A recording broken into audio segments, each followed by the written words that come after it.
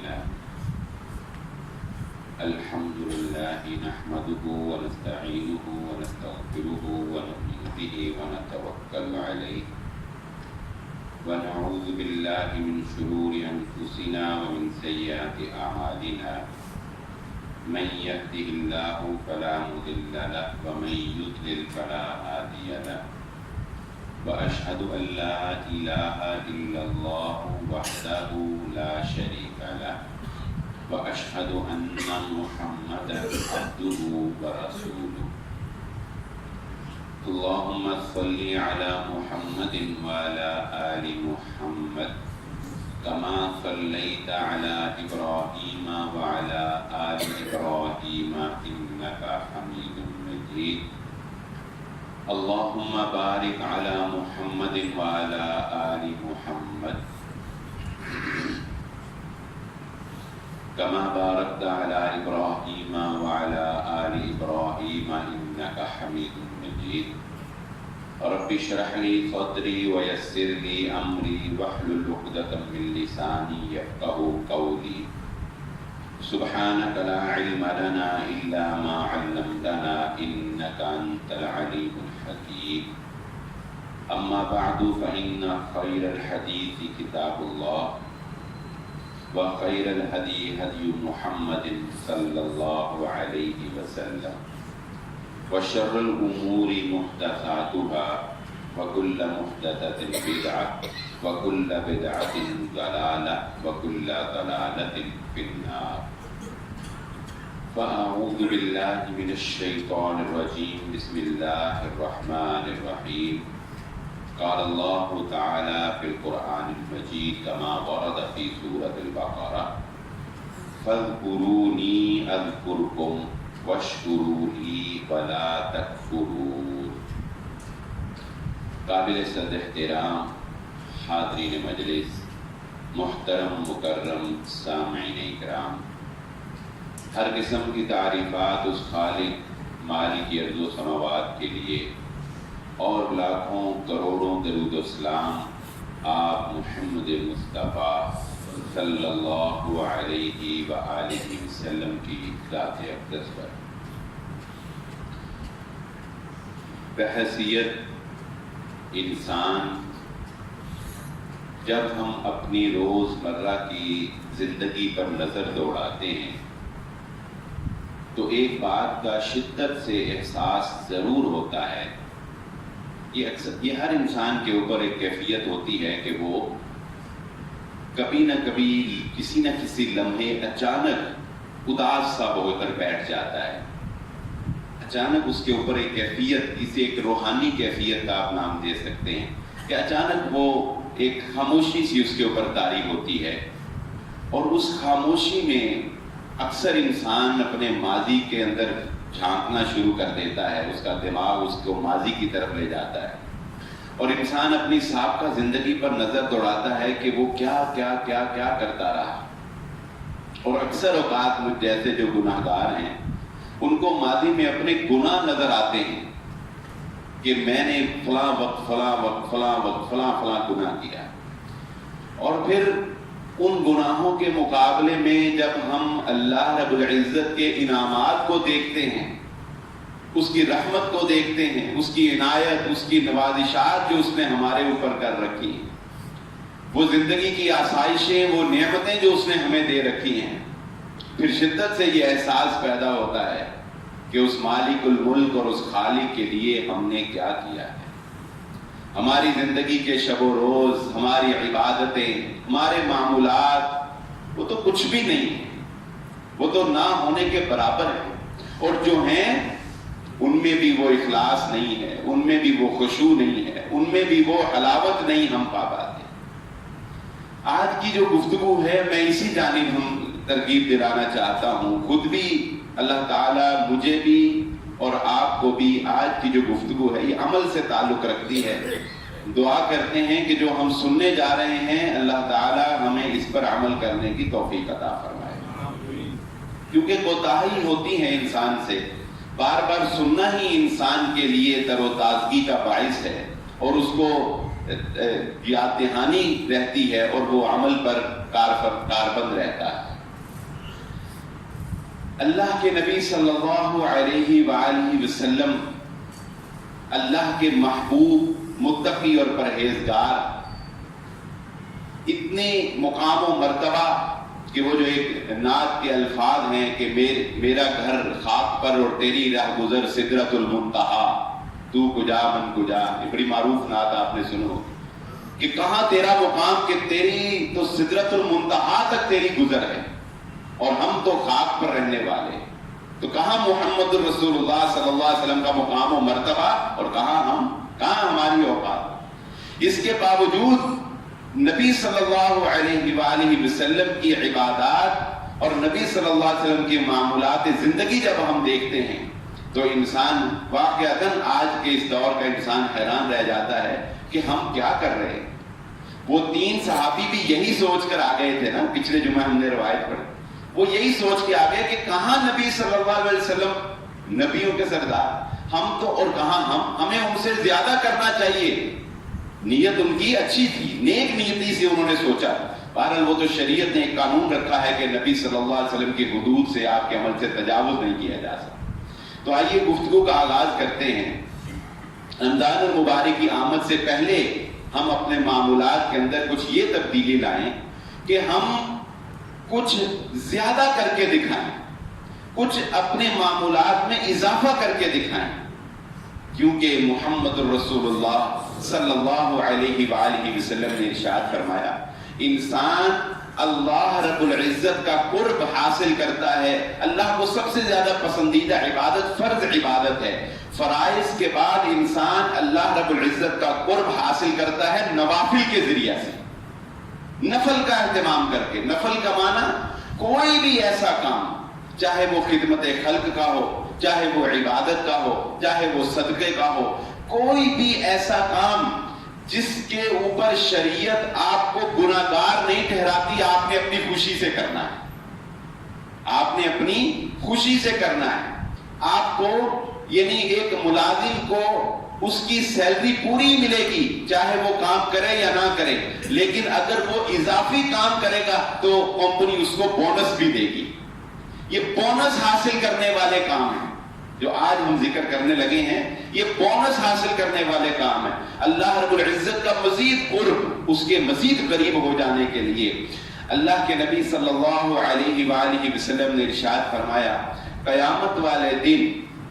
سب سے پہلے ان نوافل کی اہمیت کو جان لیجئے کہ قیامت والے دن نبی صلی اللہ علیہ وسلم نے فرمایا، بندے سے سب سے پہلے عبادات میں جس چیز کا سوال ہوگا وہ اس کی نماز ہوگی۔ ہماری نمازوں کا کیا حال ہے یہ کسی سے پنہا نہیں۔ ہماری نمازوں کی حاضری، ہماری نمازوں کی تعداد وہ کیا ہے، یہ ہر بندہ اپنے گریبان میں جھانکے تو اس کا سر شرم سے جھک جائے گا۔ اللہ کے نبی صلی اللہ علیہ وسلم نے فرمایا، اگر نماز کی جو عبادت ہے اگر یہ مکمل نکل آئی تو پھر تو بارے نیارے ہو گئے، پھر تو آگے چلے گئے، پھر تو اللہ رب العزت کے ذمہ آ گئے، پھر تو بس سمجھو پار لگ گئے۔ لیکن اگر نمازوں کی، فرض نمازوں کی بات کر رہا ہوں، اگر فرائض کے اندر کمیاں ہوئیں، فرائض کے اندر کوتاہیاں ہوئیں تو اللہ رب العزت جانتے ہیں فرشتوں سے کیا کہیں گے؟ اللہ رب العزت فرشتوں کو کہیں گے میرے بندے کے نفل دیکھو کتنے ہیں،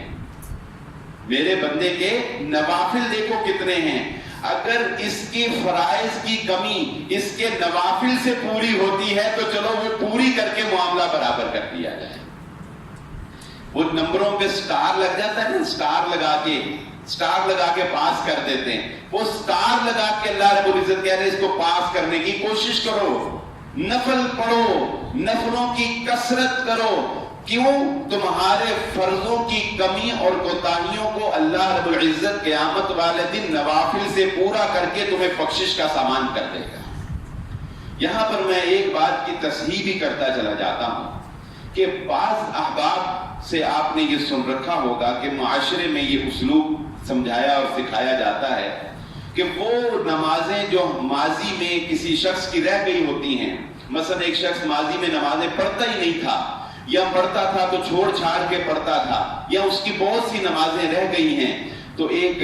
قضائے عمری کا تصور پیش کیا جاتا ہے، اس کے مختلف طریقے بیان کیے جاتے ہیں۔ قضائے عمری کا معنی عمر کی وہ نمازیں جو قضا ہو گئیں، گزشتہ عمر کی وہ نمازیں جو قضا ہو گئیں۔ بعض لوگ کہتے ہیں کہ جی ہر نماز کے ساتھ ایک نماز پڑھ لو،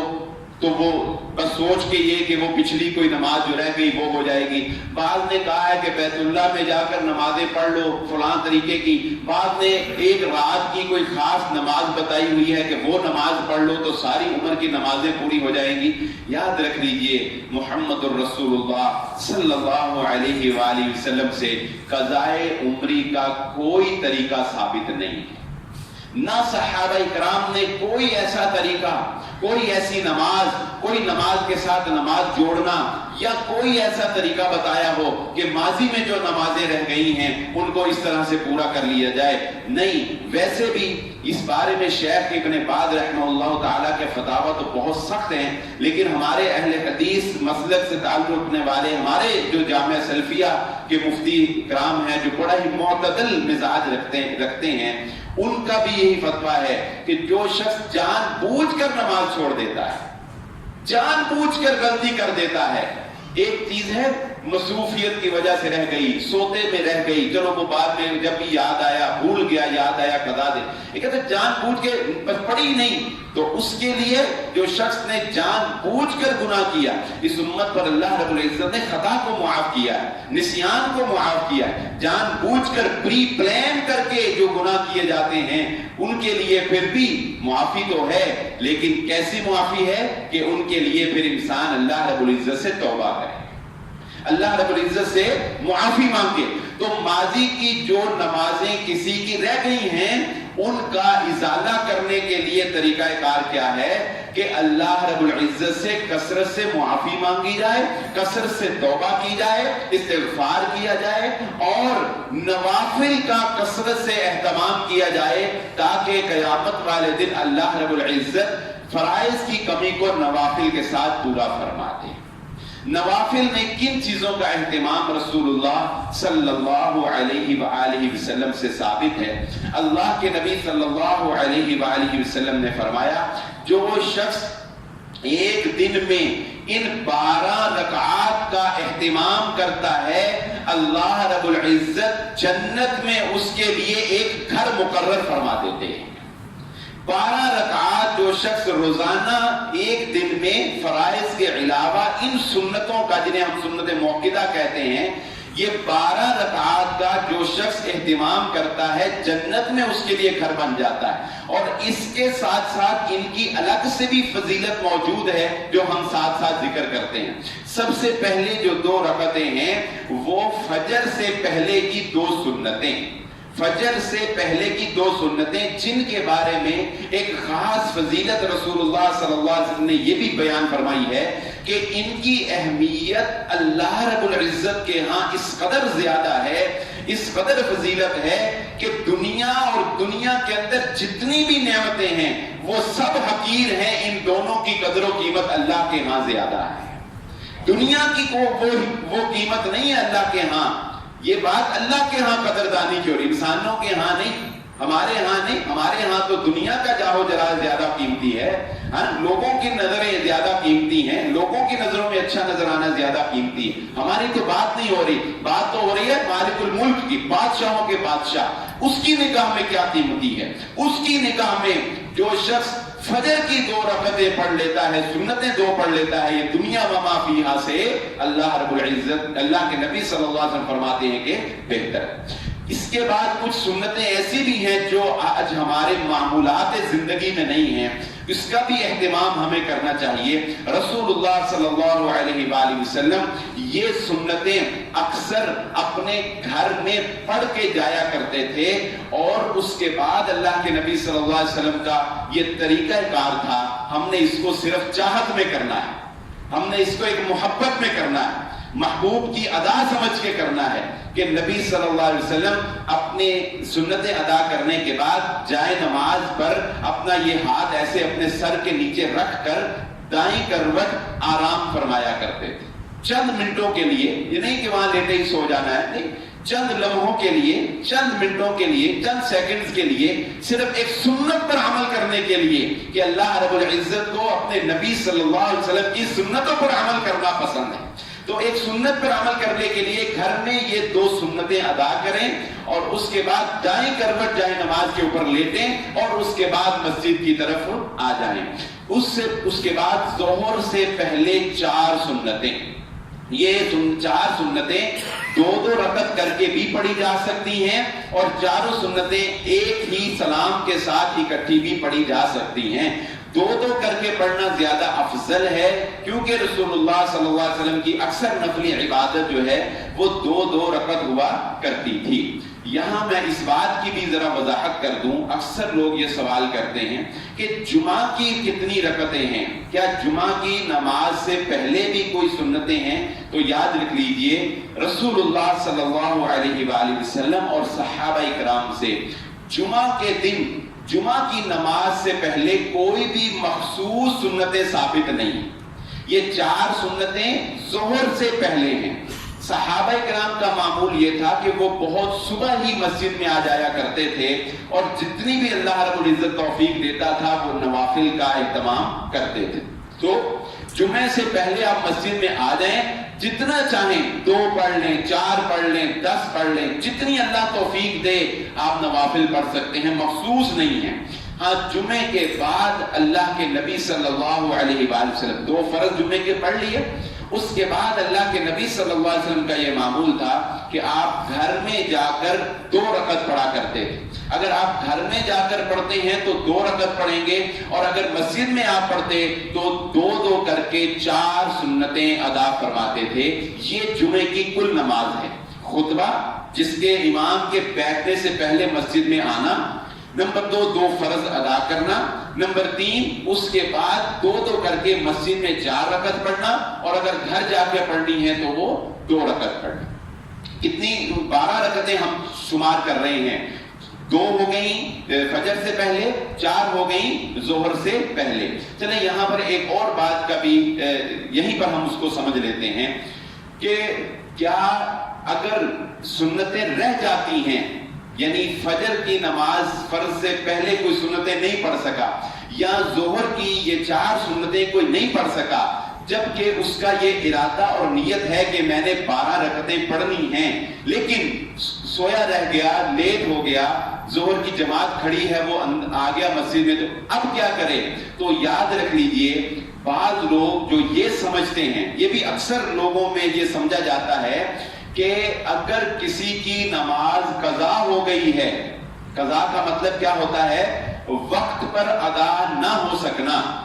قضا کا کیا مطلب ہوتا ہے؟ نماز کا جو دورانیہ اللہ رب العزت نے مقرر کیا ہے، وقت پر نماز ادا نہ ہو سکنا، اس کے بعد اگر ادا کی جاتی ہے تو اس کو قضا کہتے ہیں۔ لوگ بات یہ سمجھتے ہیں کہ اگر نماز قضا ہو جائے تو صرف فرض پڑھے جائیں گے، سنتیں اور نفلوں کی قضا نہیں ہوتی۔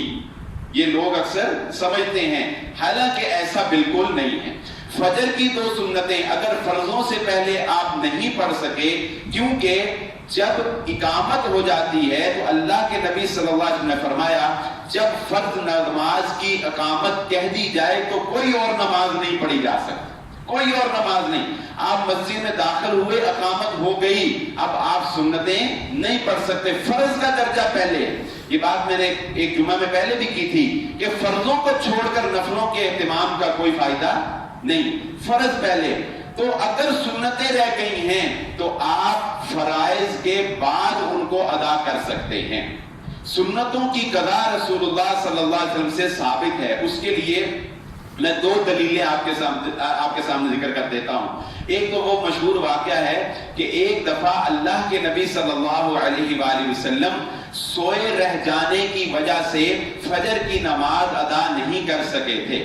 کیا پتا چلا کہ وہ تمام انسانی معاملات جو بحیثیت انسان کسی سے وابستہ ہوتے ہیں وہ محمد رسول اللہ صلی اللہ علیہ وسلم سے بھی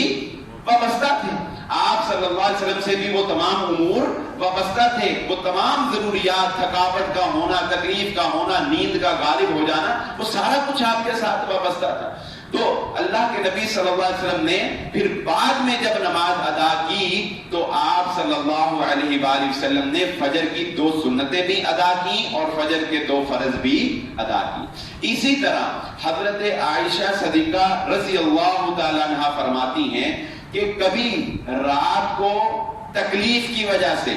نیند کے غلبے کی وجہ سے، ذرا سنتے جائیے، تکلیف کی وجہ سے، نیند کے غلبے کی وجہ سے، یا زیادہ تھکاوٹ ہو جانے کی وجہ سے، جو کہ آخری عمر میں آپ جب بوڑھا ہو جاتا ہے انسان تو وہ طاقت نہیں رہتی، اللہ کے نبی صلی اللہ علیہ وآلہ وسلم اگر رات کی عبادت جو کہ تہجد کی عبادت ہے، جس کا ہم انشاءاللہ آخر میں ذکر کریں گے، اگر آپ رات کو عبادت نہیں کر سکتے تھے، ساری رات تہجد نہیں پڑھ سکتے تھے، تو اللہ کے نبی صلی اللہ علیہ وسلم اگلے دن اس کی قضا دیا کرتے تھے، اگلے دن وہ پڑھا کرتے تھے، اور اللہ کے نبی صلی اللہ علیہ وسلم اگلے دن وہ 12 رکعت پڑھا کرتے تھے۔ یہ لاجک شاید میں نے پہلے ذکر کی تھی، میں دوبارہ ذکر کر دیتا ہوں کہ رات کو اللہ کے نبی صلی اللہ علیہ وسلم رمضان ہو یا غیر رمضان ہو، نبی صلی اللہ علیہ وآلہ وسلم کی رات کی عبادت 11 رکعت ہوا کرتی تھی، جن میں 8 رکعت نوافل ہے جو کہ آپ صلاۃ التراویح جسے ہم کہتے ہیں قیام اللیل میں پڑھتے ہیں، اور 3 وتر نبی صلی اللہ علیہ وسلم پڑھا کرتے تھے، یہ کل 11 رکعت بنتی۔ یہ آپ کا معمول رمضان اور غیر رمضان دونوں میں تھا، لیکن حضرت عائشہ فرماتی ہے کہ اگر یہ 11 نہیں پڑھی جاتی تھی رات کو تو پھر اگلے دن 12 پڑھتے تھے۔ وہ 12 اس لیے پڑھتے تھے کہ اللہ رب العزت وتر ہے اور یعنی طاق ہے، اور اللہ اپنے بندوں کی طاق عبادت پسند کرتا ہے۔ ہماری جو دن کی عبادت ہے، جب ہم مغرب کی 3 رکعت پڑھتے ہیں تو ہماری دن کی ساری عبادت طاق ہو جاتی، جتنی بھی آپ نے 2-2 4-4 کر کے نفل پڑھے ہوں گے، جب ظہر کی 3 پڑھ لیں گے تو ساری کیا ہو جائیں گی؟ طاق ہو جائیں گی۔ تو اگر آپ اگلے دن بھی یہ 11 ہی پڑھیں، اگر اگلے دن آپ رات کے 11 ہی پڑھیں، 8 اور 3 11، تو پھر جب آپ 3 ظہر کی پڑھیں گے تو یہ آپ کی جو عبادت ہے یہ طاق نہیں رہے گی، یہ جفت ہو جائے گی، یہ طاق نہیں رہے گی، یہ کیا ہو جائے گی؟ یہ جفت ہو جائے گی۔ 11 12 13 14 ہو جائے گی نا، تو یہ 2 کر کے پڑھتے رہیں گے، یعنی باقی ساری جو ہے وہ جفت پڑھتے رہیں گے تو مغرب اس کو طاق کر دے۔ اس لیے اللہ کے نبی صلی اللہ علیہ وسلم نے 11 نہیں پڑھی بلکہ کتنی پڑھی؟ 12۔ اس لیے 12 پڑھی کہ جب مغرب کی 3 پڑھوں گا تو ساری عبادت کیا ہو جائے گی؟ طاق ہو جائے گی۔ تو ہمارے یہ حدیث چلے 2-3 مسئلے اس سے ہمیں الحمدللہ سمجھ میں آ گئے۔ تو ہمارا اس حدیث کو بیان کرنے کا مقصد کیا تھا کہ اگر کسی کی سنتیں رہ جاتی ہیں، ظہر سے پہلے نہیں پڑھ سکا، فجر سے پہلے نہیں پڑھ سکا، تو اس کا مطلب یہ نہیں ہے کہ وہ اب وہ فضیلت سے محروم ہو گیا، نہیں، بلکہ وہ قضا بھی اس کو پڑھ سکتا ہے۔ فرضوں کی قضا فرض کا درجہ رکھتی ہے، سنتوں کی قضا سنت کا درجہ رکھتی ہے، اور نفلوں کی قضا نفل کا درجہ رکھتی ہے۔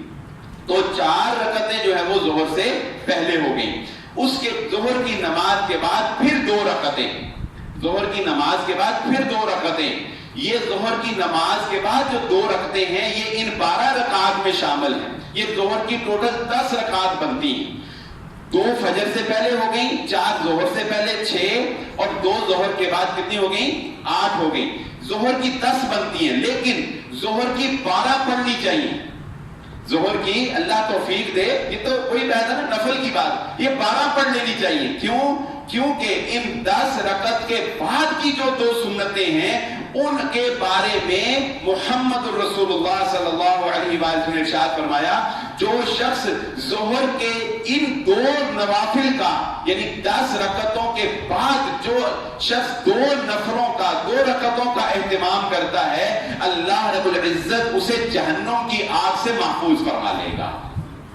اللہ رب العزت اسے جہنم کی آگ سے محفوظ فرما لے گا۔ آگے چلیے، عصر کی نماز آ گئی۔ عصر کی نماز کے بعد تو کوئی سنتیں نہیں ہیں، اور یہ 12 رکعتوں میں عصر سے پہلے کی بھی کوئی سنتیں شامل نہیں ہیں، لیکن عصر سے پہلے 4 رکعت کے پڑھنے کے اہتمام اگر اللہ توفیق دے تو کر لینا چاہیے، کیونکہ رسول اللہ صلی اللہ علیہ وسلم نے اس شخص کو دعا دی ہے کہ اللہ اس شخص پر رحم فرمائے، اس کو تر و تازہ رکھے، اس کو شاد و آباد رکھے جو شخص عصر سے پہلے 4 رکعت پڑھنے کا اہتمام کرتا ہے۔ اسی طرح پھر مغرب کے بعد، مغرب سے پہلے کی بھی جو 2 سنتیں ہیں وہ بھی ان 12 میں شامل نہیں ہیں، ان کے بارے میں تھوڑی سی ریلیکسیشن اللہ کے نبی صلی اللہ علیہ وسلم نے یہ دی ہے کہ آپ صلی اللہ علیہ وسلم نے فرمایا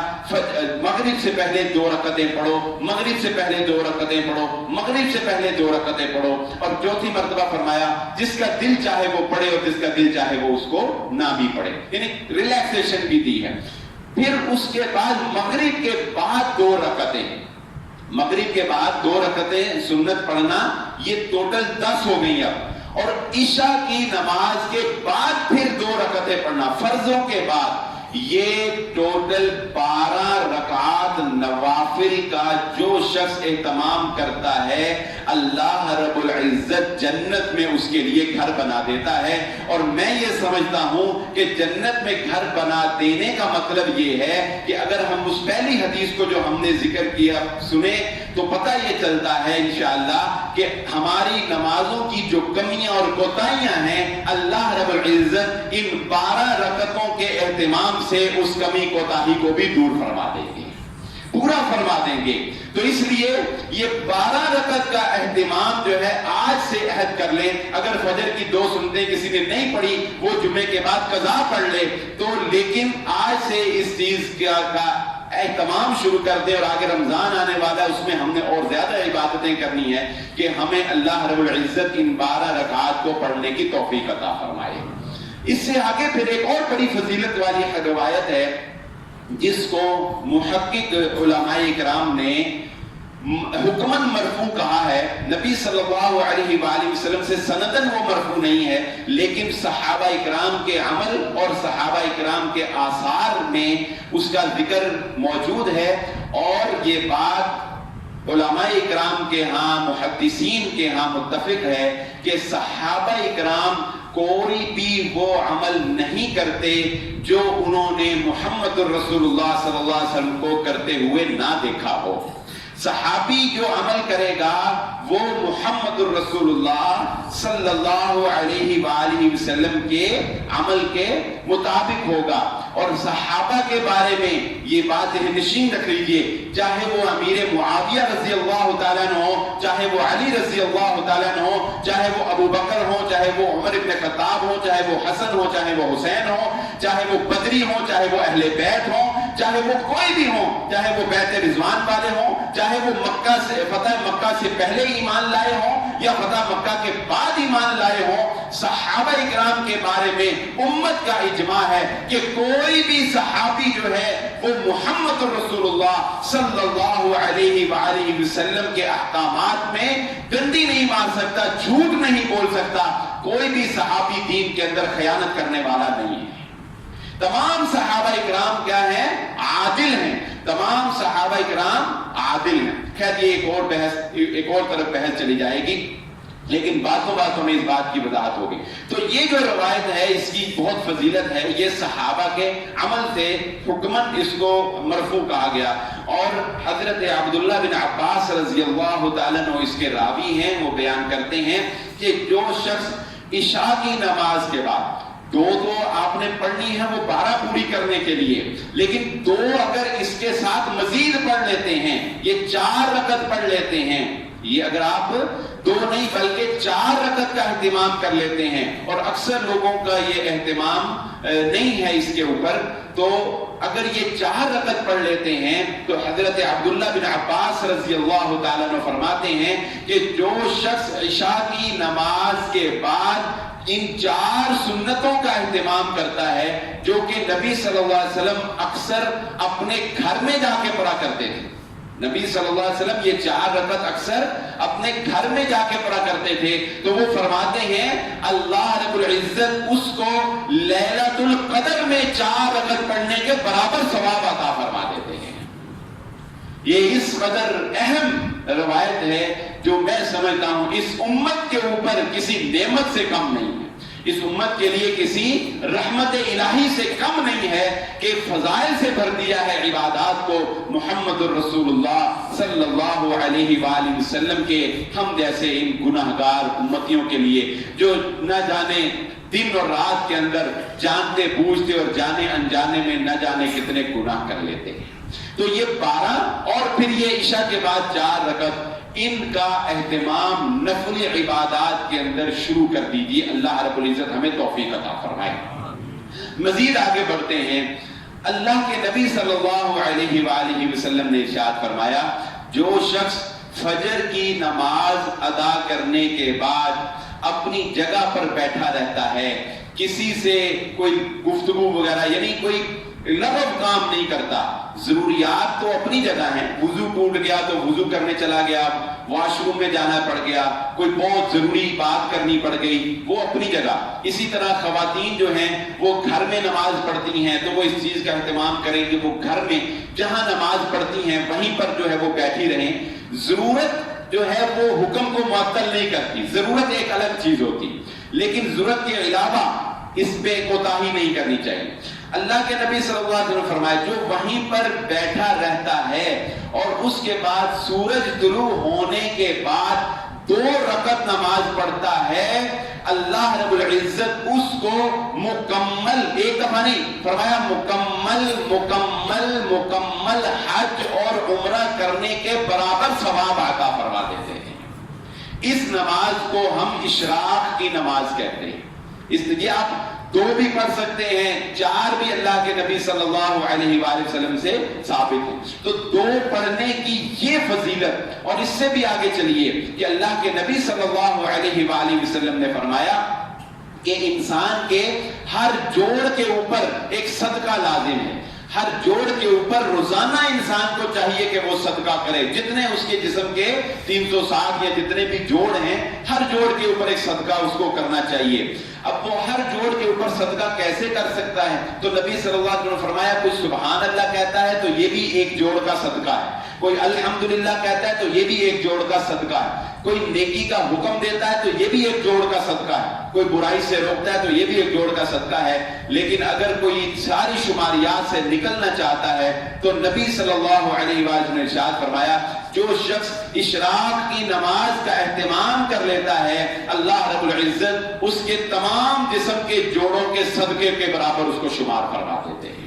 اور صدقہ یہ انسان کو مصیبتوں سے, صدقہ جو ہے یہ انسان کو بلاؤں سے بچاتا ہے, انسان کو تکالیف سے بچاتا ہے. تو ضروری نہیں ہوتا کہ انسان مالی صدقہ ہی کرے, یہ بھی ایک صدقے کی ایک نوعیت ہے کہ انسان عبادات کے اندر ان چیزوں کا اہتمام کرے. نفل عبادات میں پھر اشراق کے بعد چاشت کی نماز آتی ہے, یعنی چاشت کی نماز جو ہے یہ اشراق کی نماز سے آپ کم و بیش کہہ لیں کہ 2 گھنٹے کے بعد اس کا وقت ہوتا ہے. چاشت کے بعد پھر ایک نماز آتی ہے جو زوال سے کوئی آدھا گھنٹہ پہلے, جس کے بارے میں محمد رسول اللہ صلی اللہ علیہ وسلم نے فرمایا یہ آپ سمجھ لیں کہ 11 بجے کا وقت ہوگا, 11 بجے کے وقت یہ نماز پڑھی جا سکتی. یہ کون سی نماز ہے؟ اسے اوابین کی نماز کہا جاتا ہے. وہ روایت جس میں اوابین کی نماز یعنی 6 نفل, اوابین کے 6 نفل مغرب کی نماز کے بعد ذکر ہے کہ اوابین کے 6 نفل مغرب کے بعد ادا فرمائے کیے جائیں, وہ روایت محقق علماء کرام کے نزدیک ضعیف ہے. اصل اوابین کا وقت جو صحیح احادیث کے اندر نبی صلی اللہ علیہ وسلم نے بیان فرمایا وہ کیا ہے کہ آپ صلی اللہ علیہ وآلہ نے فرمایا, اواب کا مطلب ہوتا ہے رجوع کرنے والا, پلٹنے والا. تو اوابین کے یہ نوافل کس مناسبت سے ان کا نام اوابین ہے کہ نبی صلی اللہ علیہ وآلہ وسلم نے فرمایا جب اونٹنی کے بچے کے پاؤں ریت کے اوپر جلنے لگے, اور وہ یعنی اونٹنی کے بچوں کو صبح چھوڑ دیا جاتا تھا, وہ ریت کے اوپر پھرتے کھیلتے تھے, تو جب دھوپ کی تپش سے ریت اتنی گرم ہو جاتی تھی کہ وہ بچے اپنے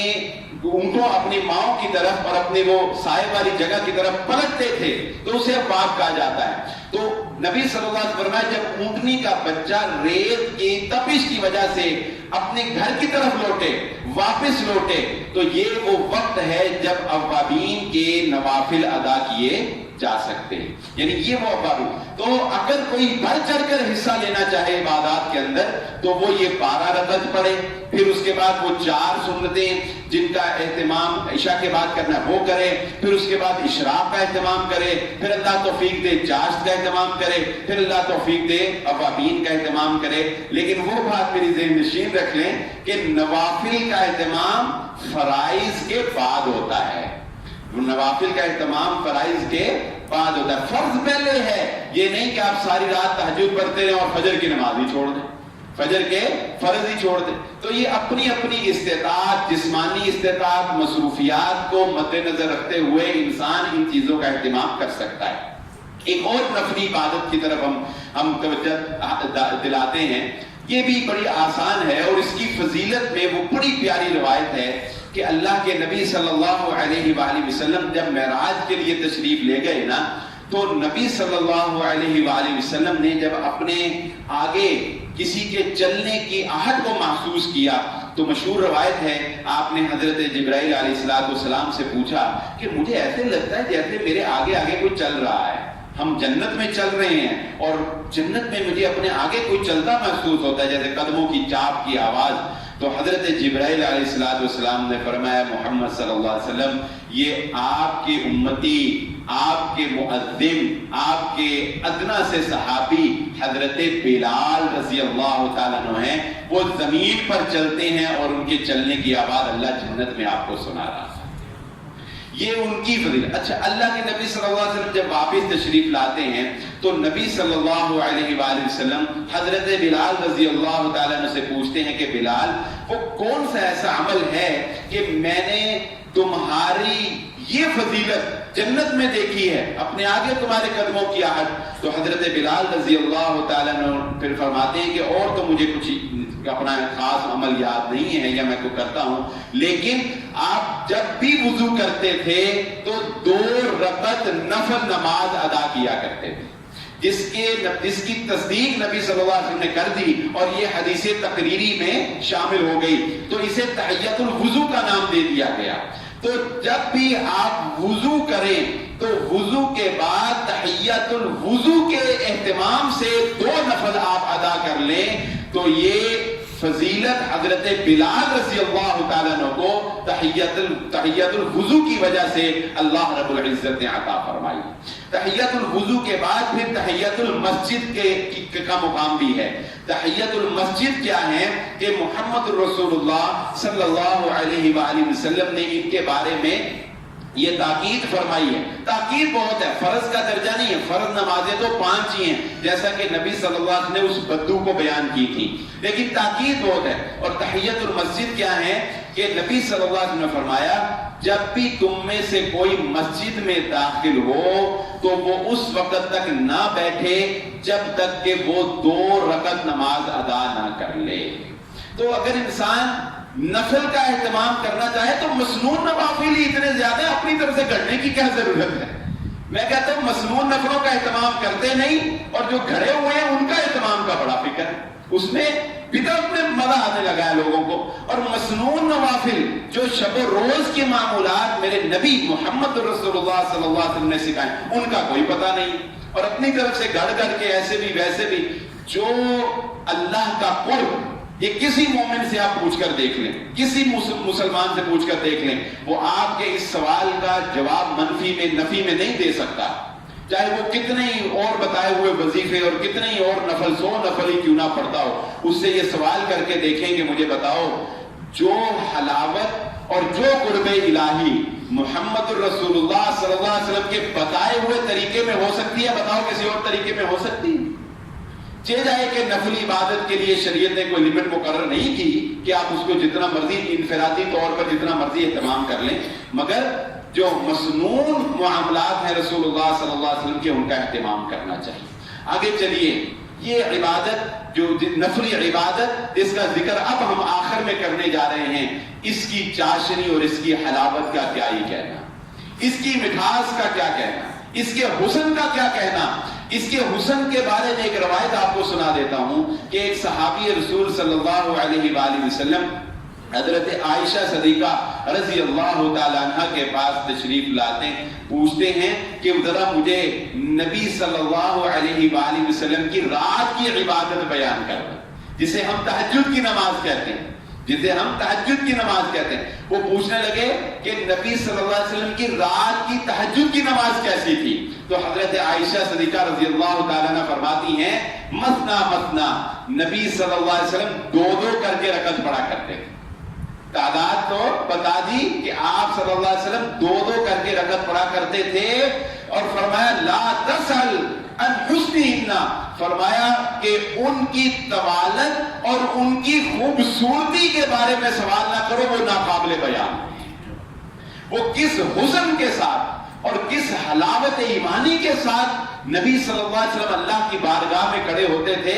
وہ ناقابل بیان ہے۔ حضرت عبداللہ بن سلام رضی اللہ تعالیٰ فرماتے ہیں کہ نبی صلی اللہ علیہ وسلم کی ابتدائی دعوت یہ تھی کہ افشوا السلام، السلام علیکم کو عام کرو تاکہ محبتیں عام ہوں، نفرتیں دور ہوں، عظیم الطعام، ایک دوسرے کو کھانا کھلایا کرو، کھانا کھلانے میں اللہ رب العزت نے برکتیں رکھی ہیں، اپنے دوستوں کی دعوتیں کیا کرو، اپنے رشتہ داروں کی دعوتیں کیا کرو، ایک دوسرے کو ویسے ہی کھانے پر بلا دیا کرو، صلوا باللیل والناس نیام تدخلوا الجنۃ بالسلام، اس وقت نماز پڑھا کرو جب لوگ سوئے ہوئے ہوتے ہیں، تم جنت میں پرسکون طریقے سے داخل ہو جاؤ گے۔ رسول اللہ صلی اللہ علیہ وسلم نے فرمایا اللہ رب العزت اپنے بندے کے سب سے زیادہ قریب ہوتا ہے فی جوف اللیل الآخر، رات کے آخری پہر میں، اور ایک حدیث میں آتا ہے اللہ رب العزت آسمان دنیا پر تشریف لے آتے ہیں۔ حالانکہ اللہ رب العزت کے لیے تو یہ مقام اور یہ قرب و جوار کوئی اہمیت نہیں رکھتا، وہ آسمان دنیا پر ہو یا عرش معلیٰ پر اپنے بندے کو اسی طرح دیکھ اور سن رہا ہوتا ہے،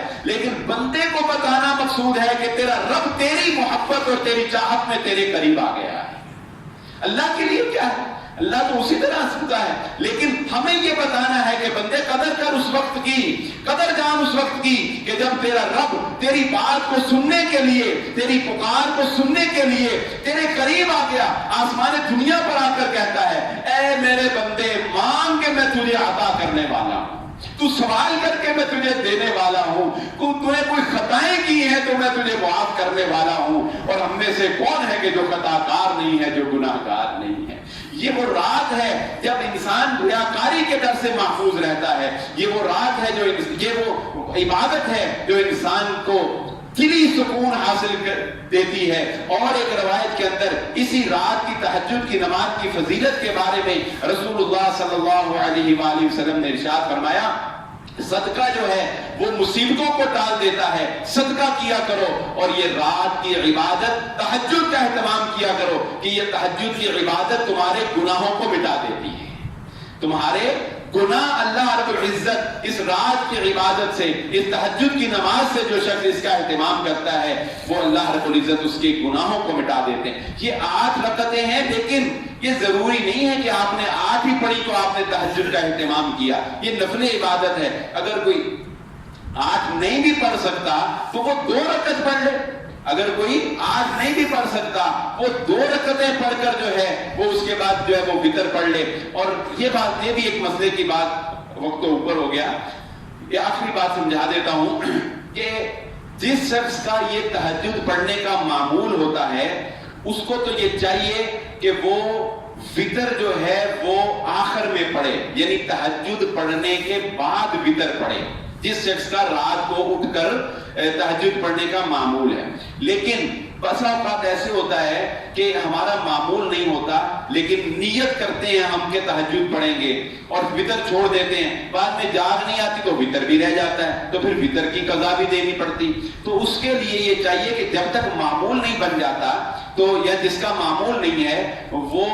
وتر جو ہے وہ پڑھ لے ابتدائی رات میں، اور اس کے بعد اگر اللہ رب العزت توفیق دے جاگ آ جائے تو اس کے بعد بھی نفل تہجد کی نماز پڑھی جا سکتی ہے، منع نہیں ہے۔ افضل یہ ہے کہ نبی صلی اللہ علیہ وسلم نے فرمایا کہ اپنے رات کی آخری عبادت جو ہے وہ اس کو وتر کو بناؤ، لیکن اصل مسئلہ ہے عبادت کو طاق کرنا۔ جب آپ نے ابتدائی رات میں وتر پڑھ لیا نا تو آپ کی عبادت طاق ہو گئی. اب بعد میں اگر آپ 2 4 6 پڑھتے بھی جائیں آپ کی عبادت طاق ہی رہے گی, وہ جفت نہیں ہوگی, وہ طاق ہی رہے گی. اس لیے اس ڈر سے کہ میں نے وتر پہلے پڑھ لیا ہے اب میں نفل نہ پڑھوں, یہ کوئی عذر نہیں ہے, بعد میں نفلوں کا اہتمام کیا جا سکتا ہے. اللہ رب العزت سے دعا ہے جو کہا اور جو سنا اللہ رب العزت مجھے اور آپ کو اس پر عمل کرنے کی توفیق عطا فرما دے. وما علی البلاغ.